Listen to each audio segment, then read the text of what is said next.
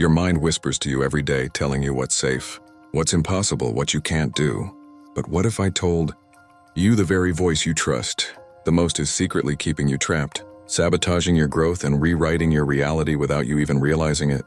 Your mind was never built to set you free. That idea alone makes people uncomfortable. Because we grow up believing that the mind is our greatest ally, our sharpest weapon, our guiding light. But the truth is far less flattering. The mind is ancient. It was designed in a time when survival mattered more than fulfillment, when avoiding danger was more important than discovering meaning. Its job was simple: keep you alive, keep you predictable, keep you inside what feels familiar. And it still operates by those same rules today. Even though your life demands something very different, think about it carefully. Every time you consider changing your life, stepping into the unknown, or becoming someone you've never been before, what happens inside you? Resistance appears. Doubt speaks up. Fear starts listing reasons. That is not a failure of willpower. That is your mind doing exactly what it was designed to do. It interprets change as threat. Growth feels like danger because it involves uncertainty. And uncertainty has always been the enemy of survival. The mind prefers a painful certainty over an unfamiliar freedom. It would rather keep you in a situation that slowly drains you than risk stepping into something new that it cannot predict. That's why people stay in empty routines, unfulfilling relationships, and lives that don't reflect their potential. The mind whispers, "At least you know this pain. At least this is familiar." And because the voice sounds logical, you trust it. This is where the real trap forms. You begin to believe that discomfort means something is wrong, when in reality discomfort often means you are touching the edge of growth. The mind doesn't ask, "Will this make you alive?" It asks, "Will this keep you safe?" And safety to the mind means repetition, same habits, same reactions, same identity. Over time, what once protected you becomes the very thing that imprisons you. Notice how the mind reacts when you imagine becoming more confident, more disciplined, more powerful. It doesn't celebrate. It hesitates. It reminds you of past failures. It brings up risks. It warns you of embarrassment, rejection, loss. Not because those outcomes are certain, but because staying small feels safer than becoming unknown. The mind would rather manage your fear than allow you to transcend it. This is why so many intelligent people feel stuck. Intelligence makes the mind even better at protecting itself. It becomes skilled at rationalizing fear, turning avoidance into logic and hesitation into wisdom. You don't feel trapped because you're lazy or incapable. You feel trapped because your mind is loyal to survival, not evolution. And here's the most important realization. The mind is not evil for doing this. It's simply outdated. It's using old rules in a new world. The problem begins when you mistake its protective instincts for truth. When you let the voice of fear masquerade as reason, you hand over control of your life to a system that was never meant to lead it. Freedom doesn't begin by silencing the mind. It begins by understanding its limitations. When you see that your resistance to change is not wisdom but conditioning, something shifts. You stop obeying every warning as if it were a command. You start recognizing that safety is not the same as fulfillment, and comfort is not the same as peace. And in that moment, when you realize your mind was built to keep you alive, not to help you become who you're meant to be, the prison door quietly begins to open. Once you understand that the mind's primary role is protection, the next realization cuts even deeper. The mind does not just protect you from external danger, it protects the identity you have already built. And this is where the enemy becomes even more convincing. Because the mind doesn't only say, "This might hurt you." It says, "This isn't who you are." That single sentence has kept more people trapped than fear ever could. Your identity is a collection of stories you've repeated for years.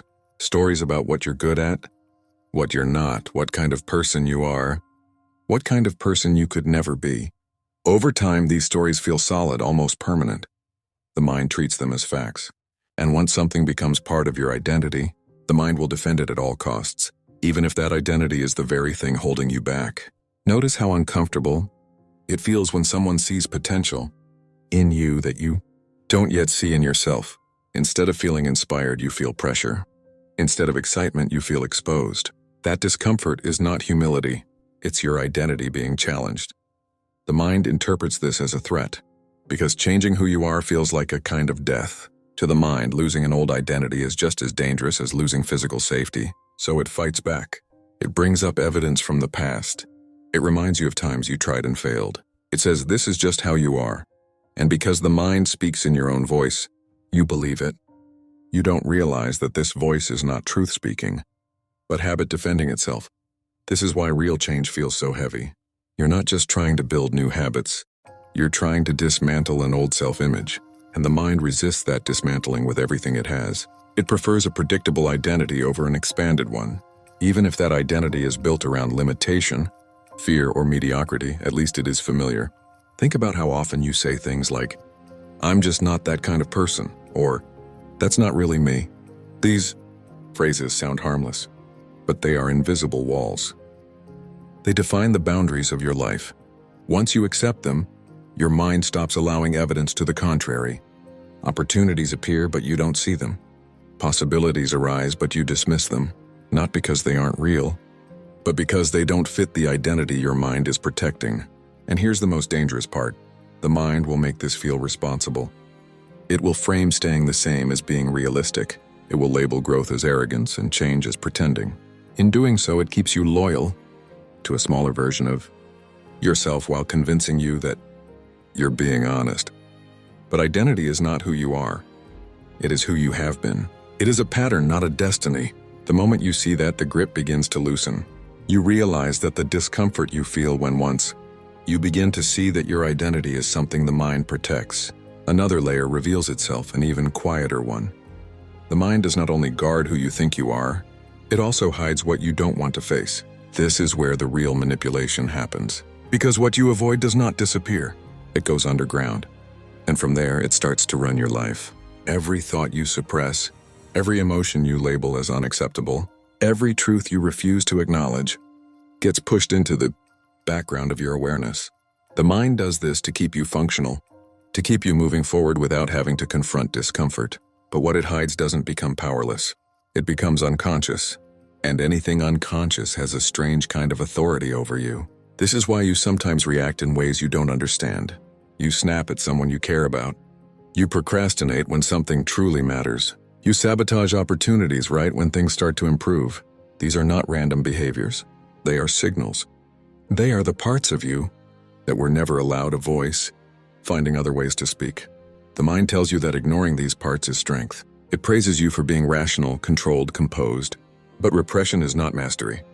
It's delay. And the longer something stays buried, the more distorted it becomes. What could have been processed calmly turns into anxiety. What could have been felt briefly turns into long-term tension. What could have been acknowledged honestly turns into self-doubt that feels impossible to explain. You may notice this most clearly in patterns. The same type of relationship ends the same way. The same fears return no matter how many times you work on yourself. The same internal conflict repeats in different forms. This repetition is not bad luck. It is the mind replaying unfinished business. It is asking for attention, not avoidance. What makes this so difficult is that the mind is very good at distraction. It keeps you busy. It fills your life with noise. It convinces you that thinking about these things is unproductive, even dangerous. And because you want relief, you agree. You keep moving. You keep pushing. You keep telling yourself that one day it will all make sense. But clarity does not come from running faster. It comes from turning inward and staying still long enough to listen. Not to judge, not to fix, just to notice. The moment you allow yourself to observe what you usually avoid, something changes. The fear doesn't grow, it softens. The confusion doesn't deepen, it organizes itself. This is the moment when the mind loses its hidden control, because it can only dominate what you refuse to see. Awareness dissolves its power. The parts of you that once felt threatening begin to feel human, and when you stop fighting them, they stop fighting you. The mind has been protecting you in the only way it knows how, by hiding what it believes you cannot handle. But you are stronger than the mind assumes. The truth is not your enemy. Avoiding it is. And the moment you face what's been running you from the shadows, you stop being controlled and start becoming whole. At some point, you begin to realize something unsettling. The mind doesn't just deceive you through fear or negativity. It controls you through familiarity. The thoughts you trust the most are not necessarily the ones that are true, but the ones you have repeated for years. Repetition creates credibility, And slowly, without questioning it, you start mistaking habit for truth. Think about how often you say things like, "This is just how I am," or "I already know how this will end," or "people like me don't succeed at this." These thoughts feel honest. They feel realistic. They feel like wisdom gained through experience. But in reality, they are conclusions formed by a limited past, not facts about your future. The mind takes old experiences and uses them as a blueprint, even when the conditions have completely changed. This is where the danger lies, because the mind is not designed to make you free. It is designed to make you predictable. It wants consistency, not growth, so it replays old narratives again and again, until you stop noticing that they are just stories. And the more you trust them, the less you experiment, the less you risk, the less you discover who you could actually become. You may believe you are making conscious choices, but most decisions are reactions. The mind reacts to memories, past pain, past failures, past embarrassment. It doesn't ask, what is possible now? It asks, what felt unsafe before? And then it quietly steers you away from anything that resembles uncertainty. Not because it's bad, but because it's unfamiliar. This is why growth feels uncomfortable, not because it's wrong, but because it threatens the mind's authority. Every time you consider stepping beyond your usual limits, the mind steps in with logic that sounds protective. It reminds you of what could go wrong. It lists reasons. It produces doubt dressed as intelligence, and because it sounds reasonable, you listen. But notice something important. The mind rarely warns you about staying the same. It never says, if you don't change, you'll regret this. It never says, comfort will slowly drain your potential. Silence in that direction feels safe, so you assume it is safe. Yet that silence is one of the mind's most powerful tricks. The truth is, the mind is a recorder, not a visionary. It documents what has already happened and uses it to predict what might happen again. But life does not move in straight lines. New information, new skills, new awareness change the outcome. When you blindly trust the mind's old calculations, you live according to outdated data. The moment you begin to question your automatic thoughts, something shifts. You don't need to fight them. You don't need to silence them. You simply stop treating them as commands. A thought appears, and instead of obeying it, you observe it. You ask, is this true right now, or is this just familiar? That single pause weakens the mind's grip. Freedom doesn't come from eliminating the mind. It comes from no longer confusing its voice with your identity. You are not the thought that doubts. You are the awareness that hears the doubt, and awareness always has a choice. When you stop trusting every thought just because it sounds like you, the enemy you relied on loses its power. There is another layer to this inner conflict that most people never confront, and that is how deeply the mind is tied to emotion. You think your thoughts are logical, but most of them are emotional reactions looking for justification. The mind doesn't say, I am afraid. It says, this doesn't make sense. It doesn't say, I feel insecure. It says, this isn't the right time. And because it sounds rational, you believe it. But look closely at how your mind behaves when you are triggered. One comment, one memory, one small setback, and suddenly your entire inner world shifts. Confidence disappears. Motivation collapses. You start replaying old stories about yourself. Nothing new actually happened, but inside, it feels like proof that you were right all along. This is not intelligence at work. This is conditioning. The mind has learned shortcuts. It connects emotions to conclusions. Pain becomes identity. Fear becomes prediction. One failure becomes a permanent label. And once these connections are formed, the mind protects them fiercely, because letting them go would mean admitting that the story you've been living by was never the full truth. This is why you sometimes sabotage yourself just when things are about to change. The mind senses unfamiliar territory and it panics quietly. It brings up doubt. It magnifies flaws. It creates inner resistance. Not because you are weak, but because the mind equates the unknown with danger. Even positive change feels threatening if it challenges who you think you are. You may notice this when opportunity appears. Instead of excitement, there is tension. Instead of clarity, there is confusion. The mind starts asking unnecessary questions, inventing obstacles, delaying action. And you think you are being careful, when in reality, you are being controlled by an old emotional reflex. What makes this especially dangerous is that the mind convinces you that these reactions are you, that the hesitation is your personality, that the fear is your instinct, that the limitation is your nature. And once you accept that, you stop questioning it. You adapt your dreams to fit the cage instead of questioning why the cage exists.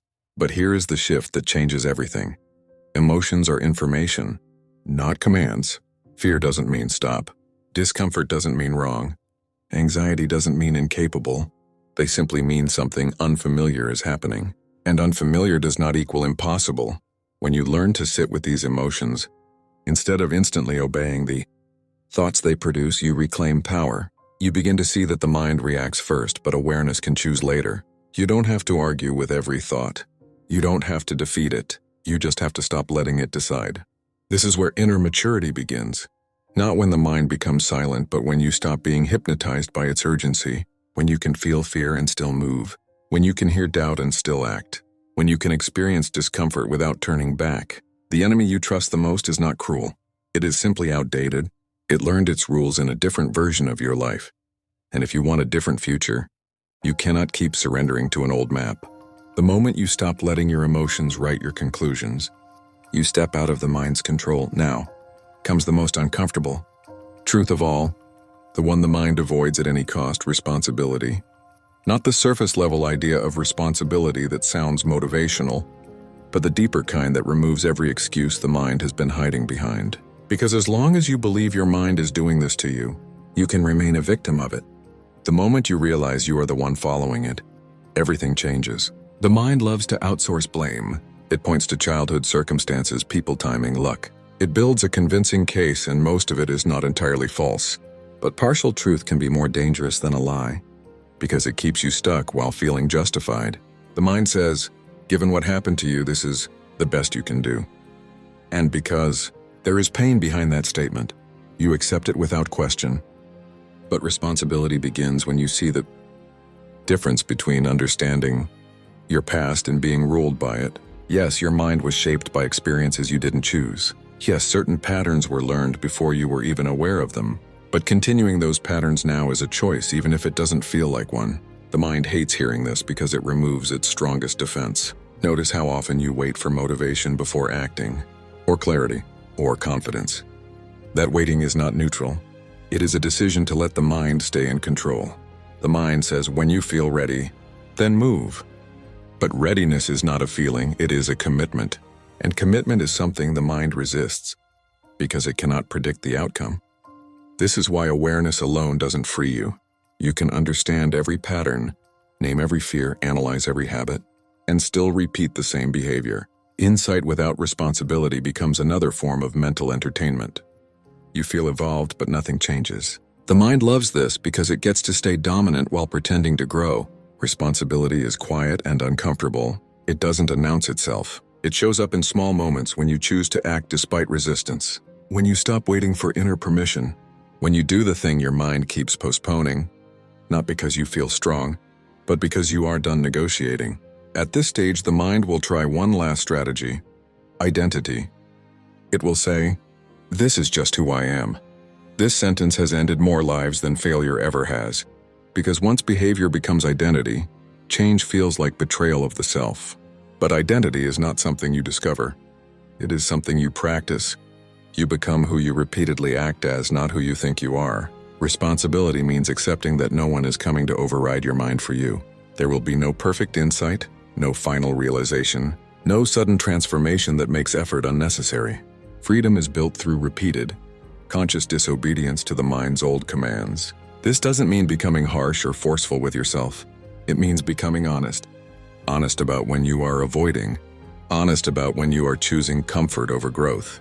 Honest about how often you let familiar suffering feel safer than unfamiliar possibility. And the moment you stop waiting for your mind to agree, you step out of its authority. That is when the enemy you trusted the most finally loses its power. The moment you stop obeying your mind blindly and take full responsibility for your choices, you step out of its prison, and finally, you become the master of your own life.